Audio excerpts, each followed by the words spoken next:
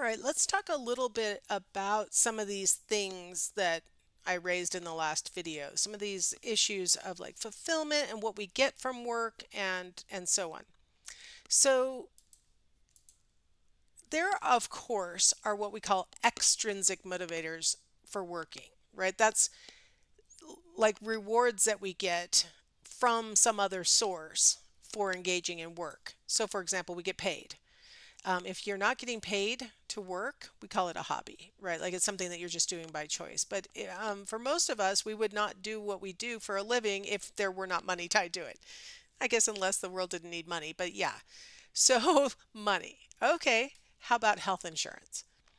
Having that taken care of by your employer. And particularly, a lot of times employers have the ability to tap into really good health insurance for you so that you have like very low out of pocket expenses and stuff like that.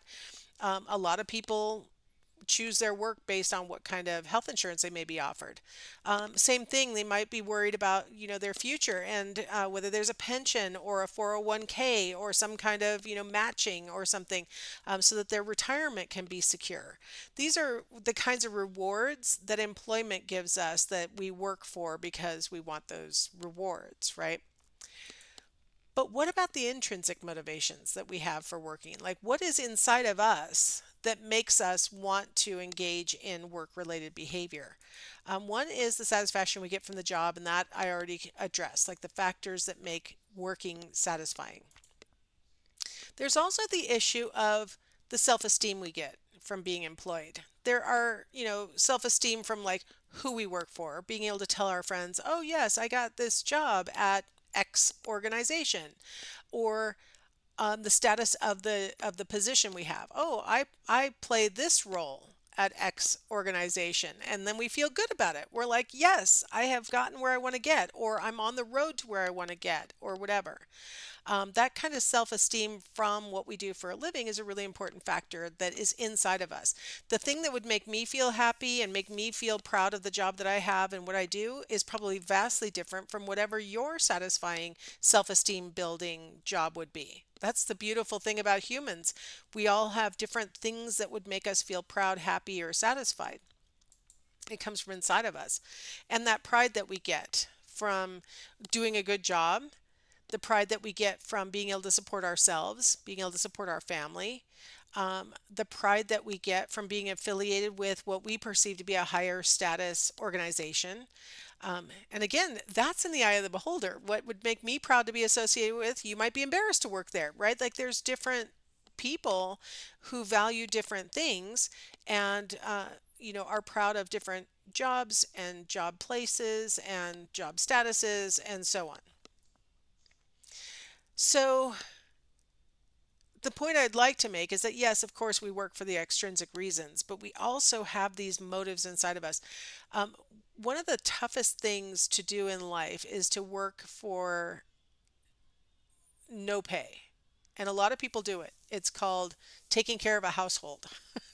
And even if you work for pay at a place of employment, you may be taking care of a household for free on your off time, right? Or it might be your career for now that's what you're doing is staying home and taking care of the household and the little people that are in the household. Those little people don't give you a lot of those extrinsic motivators in the form of money. No, they a lot of times don't give you a lot of attaboys. You do not get a lot of, oh, I love the work that you did on dinner tonight, person who provided a meal for me. Um, wow, I sure do love the way you fold my clothing and take care of every little piece of minutia in my life without me having to think of any of it. I don't think the little people really do that very much.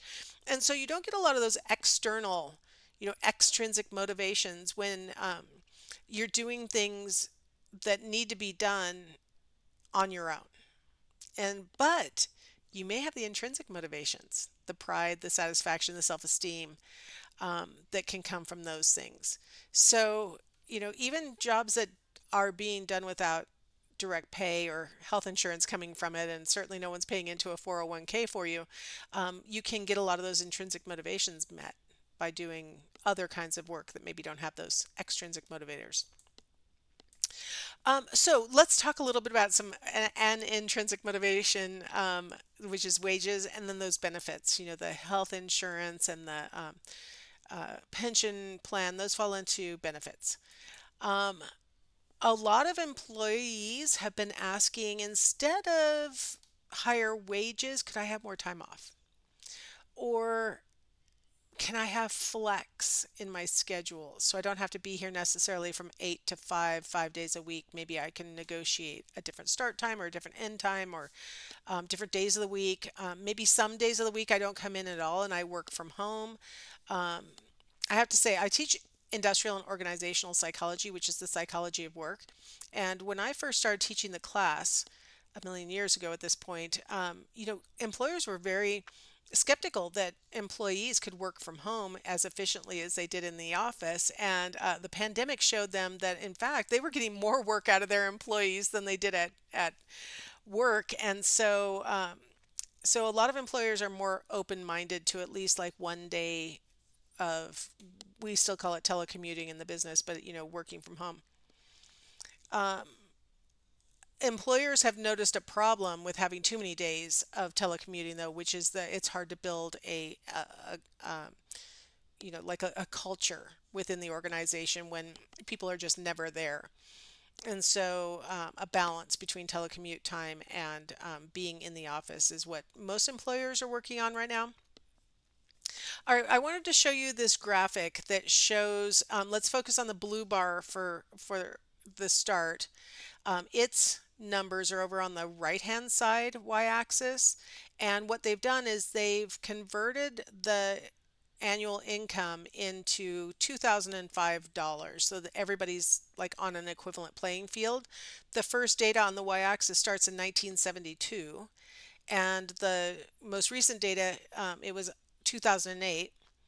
And so what you're seeing is that in $2005, people in 2008 were making significantly more objective, like apples to apples comparison dollars than people in 1972 were. This is per capita income.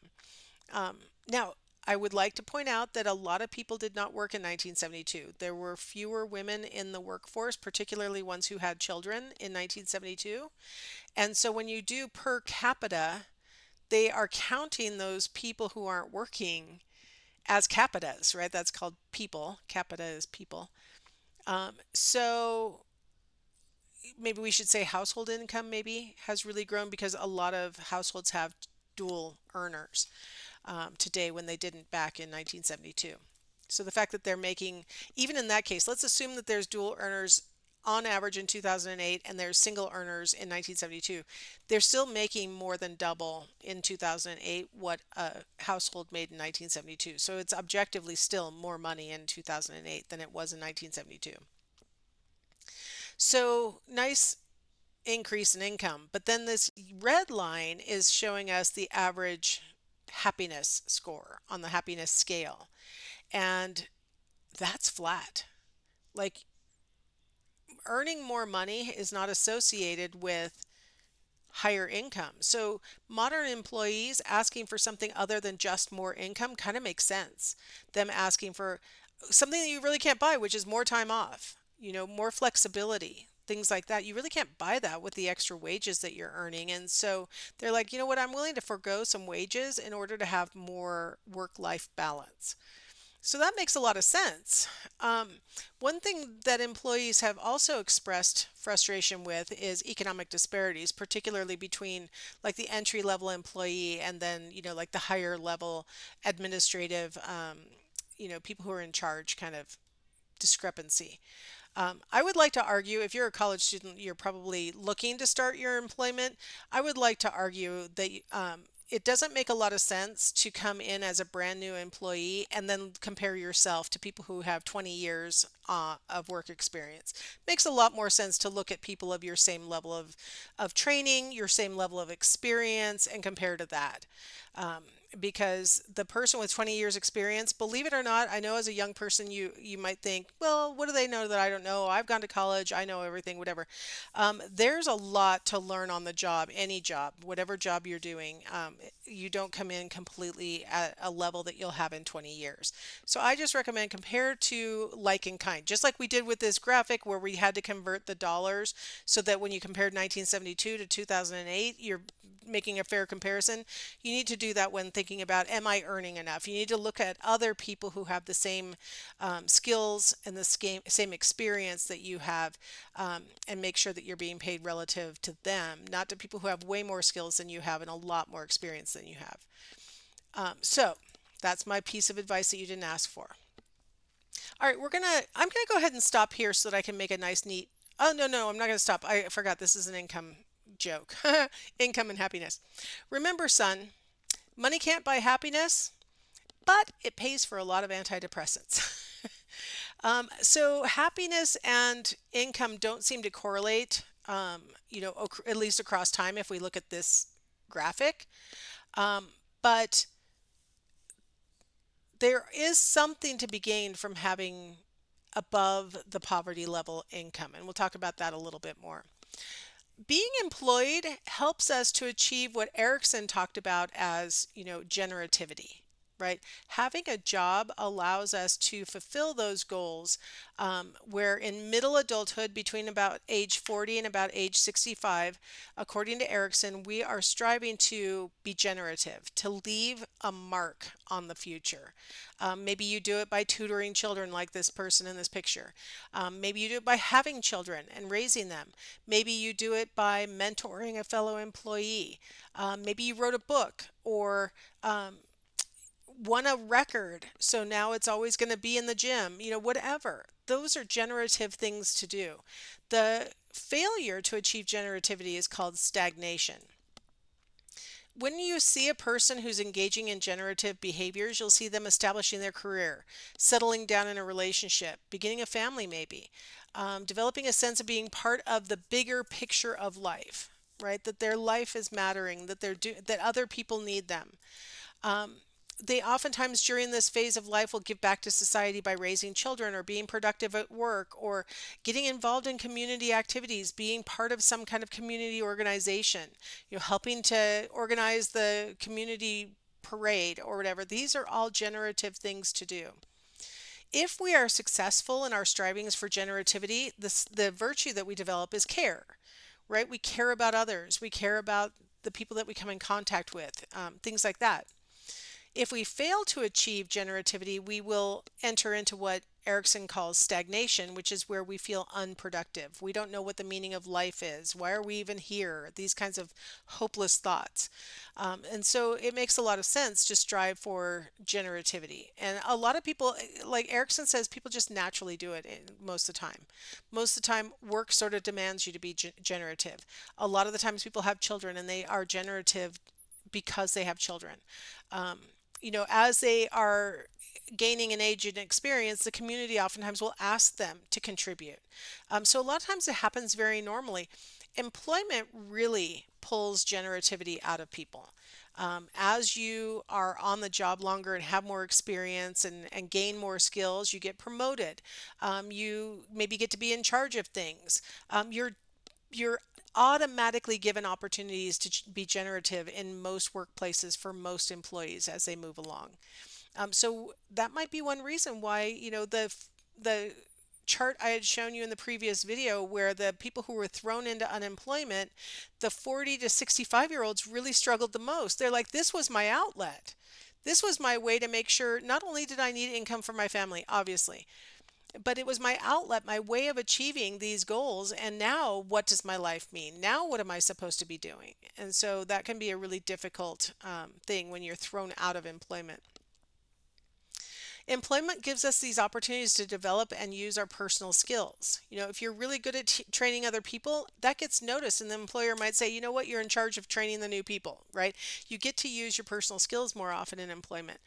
You have opportunities to express your creative energy. Maybe the employer is open to your ideas, or maybe they actually need you to be creative in the sense of like you got to pick the colors that we're going to repaint the office, or things like that, right? You have this opportunity to do these things. You have this opportunity to mentor coworkers, support the education and health of your own family, right? These needs that the family has, you can meet that through work. You get to contribute to the community by maybe your employer provides some kinds of goods or services the community needs. When they think electric, they think your electric company, like that kind of thing, right? And so it gives you a sense of pride and like you're contributing. So there's a lot of evidence that generativity is met very well through employment, as well as other ways. Like I said, raising a family, other things meet generativity, but jobs kind of help to ensure that that'll happen. The last thing I wanted to say is, when we talk about job satisfaction, I found this janky picture off the internet, but it has the components I wanted to include. So, if we have a mentally challenging work and we feel like the rewards are equitable at the workplace and the working conditions are supportive of our health and well-being, and we have supportive colleagues and the personality fit, the job fits our personality, like these factors all kind of work together to help contribute to job satisfaction. The last thing I'll tell you, as college students who maybe are looking towards your first career, a lot of times college students talk about, finding their career. And they talk about it in terms of like, this is what I'm going to do for the rest of my life. It's really important to note that the average employee changes careers 5 times across their career trajectory. That's on average about every 5 years. You sort of have a change, do something different. It might be in the form of getting promoted within the same organization. It might be that you lateral over to some other field that's similar but different. There's a lot of different ways that it manifests itself. But if you think about the training that you're getting right now as a college student as being sort of your entry into the work world, and be open to the fact that the first job that you get may not be the perfect job, but you'll gain skills that then can transfer over to another job and then another, and so on until you ultimately find the job that's the perfect combination of all the things that you need to be satisfied at that job. So I always like to tell people that, because sometimes with college students, they're thinking, I don't know what I want to do for the rest of my life. I've had so many students in advising say that exact thing to me. I don't know what I want to do for the rest of my life. Well, no one knows what they want to do for the rest of their life. So, what do you want to do immediately upon graduating, right? Find out from that. And then, you're never going to give up the fact that you have your college degree. So, that's always going to help you to get another job. And then you're going to pile on the experience that you have from your first job and then your second job and so on until you actually can achieve something that you really like. And it may not be anything like what you were visualizing while you were in college. So, that is my work advice for young people. All right, so the last thing we're going to talk about is marriage as a commitment. So I will see you in the next video for that.